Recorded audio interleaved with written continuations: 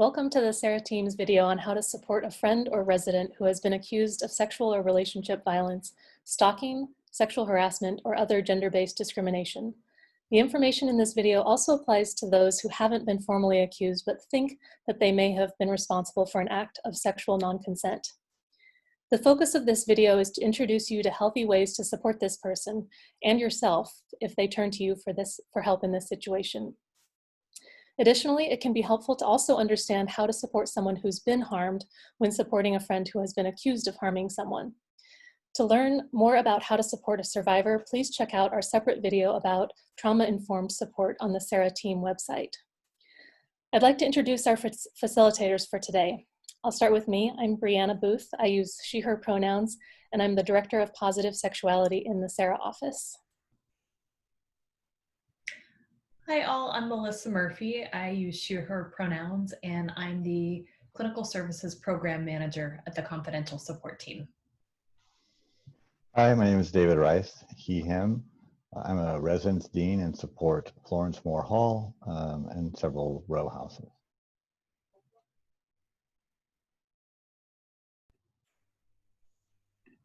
All right, well, before we get started today, we just want to share our agenda for this video. First, we'll discuss what your friend may be experiencing. Second, we'll take a look and talk about what you may be experiencing and how you can best support your friend. Third, we'll cover actions and behaviors to avoid when supporting your friend. Fourth, we'll give some advice on giving advice. And fifth, we'll talk about the importance of self-care as a support person.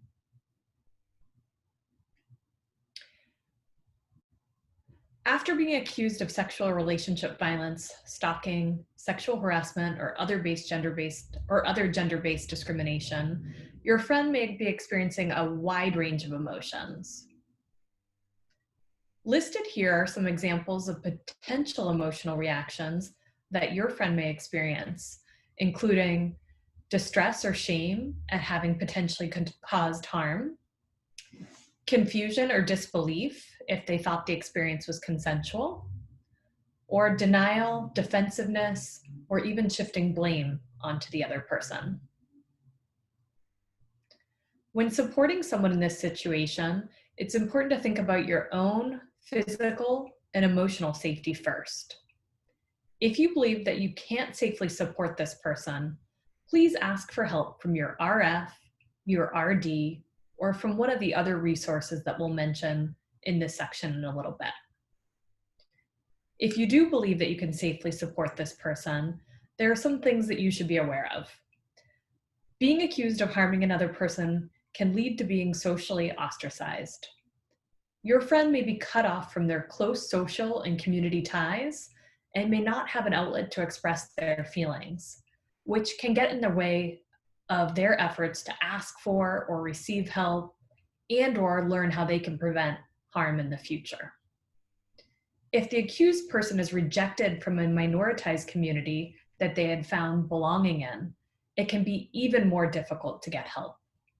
The perception of intercultural betrayal can make the accused person feel even more alone. As a supporter, you should continually check in with yourself to assess whether or not you have the capacity to be a primary support person for them. Additionally, it's helpful and important to think about your comfort level and set boundaries and expectations accordingly. I know it can feel strange to tell a friend when you're not willing or able to support them in a specific way, but remember that you need to care for yourself first and foremost in order to best support someone else. Here are some suggested phrases to help you discuss boundaries with your friends. Things like, for example, thank you for sharing this with me. I'm willing to help you with X, but I'm not comfortable with Y. Would you like to explore other options to address Y? Or, I know it took courage to share this with me, but I'm not in a position where I can be your primary support person. Can I share other resources that can help you? Or, you've been leaning on me a lot, and I want to see you get the support that you need. Can we identify some other friends or resources that you might turn to? When a friend is accused of causing harm, it's likely that you have your own questions and you might even be struggling to make sense of what's happened. You might experience a range of emotions like helplessness, anger, confusion, concern, or betrayal. If your friends told you that they've been accused of harming another person, they might be turning to you for help or support. They may also turn to you to believe them, which can be difficult.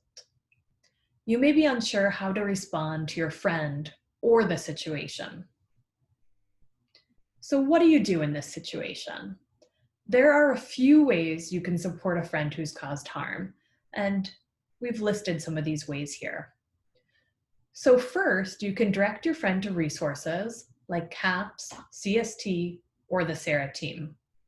These professional resources can help them make sense of their emotional reactions, help them talk about what's happened, and help them reflect on the impacts.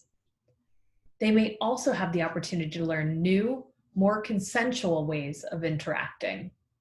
Helping your friend access these resources is a step that you can take to provide support in what may be a confusing and emotional time for both of you. You can also get educated on relevant issues by visiting sara.stanford.edu. You can also be available to listen in a non-judgmental way. They may not feel comfortable talking to you about what's going on, but if you feel comfortable, you can tell your friend that you're there to listen. You can also familiarize yourself with relevant university policies, like the one listed here. And lastly, as a support person, it may also be helpful for you to seek counseling to help you process any emotions and trauma that might be coming up for you as a result of this situation. Counseling services are available through CST as well as CAPS. If your friend would like to talk about the situation with you, here are some starter talking points. For example, what would be helpful for us to talk about? How do you feel about that? Tell me more about blank. What do you want to do? Thank you for sharing this with me. I can tell this is hard to talk about. And let's talk about how you can get the support that you might need moving forward. Next, we're going to discuss what not to do as a supporter.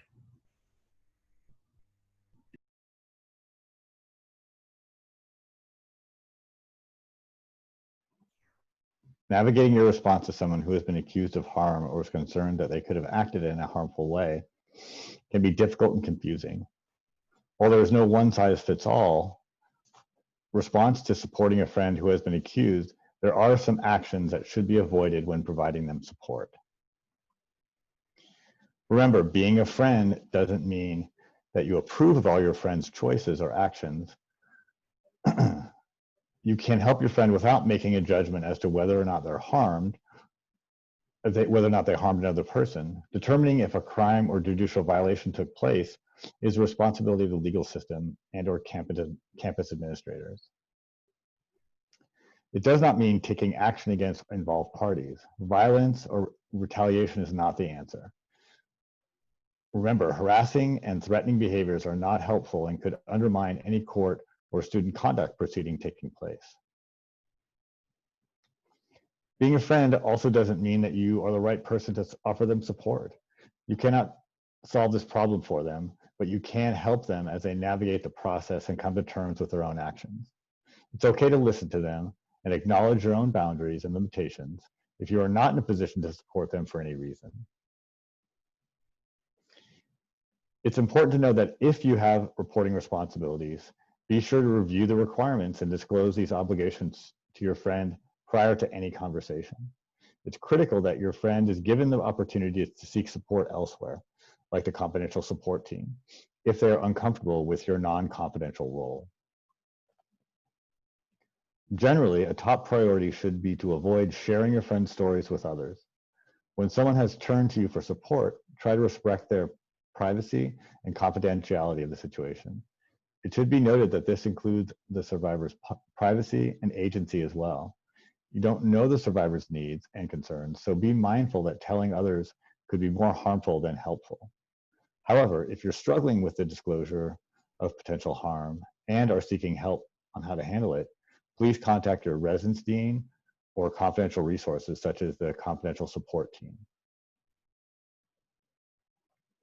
A general guideline we encourage you to follow is to avoid giving advice.